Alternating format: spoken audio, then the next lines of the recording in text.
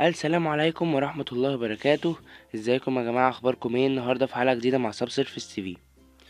درسنا النهاردة هيبقى عن الاندرويد. اول حاجة الاب اسمه سوبر بادز.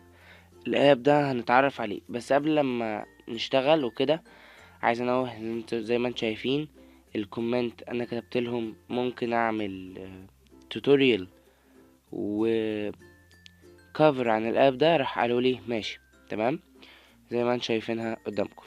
تمام، يلا بينا بقى نشوف الاب ومزايا. عارفين اللانش باد؟ لو اعمل سيرش على اللانش باد وارجع للفيديو لو انت مش عارفه. اللانش باد ده بيبقى عبارة عن انك بتدوس على زرار بيشغلك الاغنية. ده زيه بس ده مش بالظبط كده. في اب اسمه يوني باد ده بيعمل نفس وظايف اللانش باد، بس مشكلته ان هو يعني زرايره صغيرة اما ده زرايره كبيرة. تمام، يلا بينا نشوف ايه اللي هيحصل في اغنية سكريم. يعني انت عندك مثلا حاجة اسمها كيتس. تمام، الكيتس عندك كل اغنية ليها كيت معينة. عندك مثلا سكريم، دي الكيت بتاعت فيد بتاعت ألان ووكر. شايفين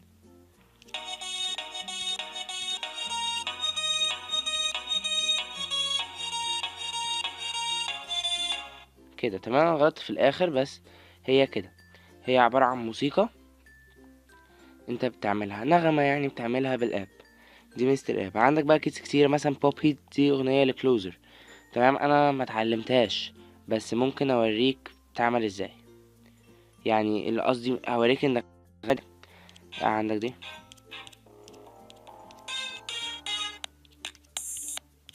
تمام، لو انتوا عايزين بقى تعرفوا اكتر عن الاب او تعرفوا دي ازاي بتشتغل، هتدوس على learn to play حسب الكيت اللي انت شغال عليها، وتكتب learn to play وهتفتح اليوتيوب وهيقوم فاتح لك ال... الفيديو بتاعهم. الشانل اهي اسمها سوبر باد. تمام، زي ما انتم شايفين اهو. لو رحنا مثلا كده بيعلمك بالظبط. تمام، ولو جينا في النص كده عشان تشوفوا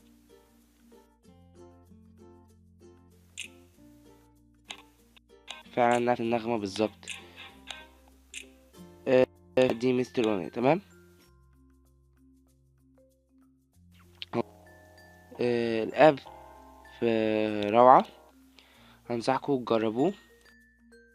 لو فتحنا الشانل دي هي سوبر بادز ورحنا للفيديوز، دي اغاني هي عامله كلوزر مرتين، مره ابديتد فيرجن واسهل، ومره فيرجن كده. تمام، عامله مثلا جاستن بيبر let me love you، وعامله الون، وعامله حاجات حلوه كتيره.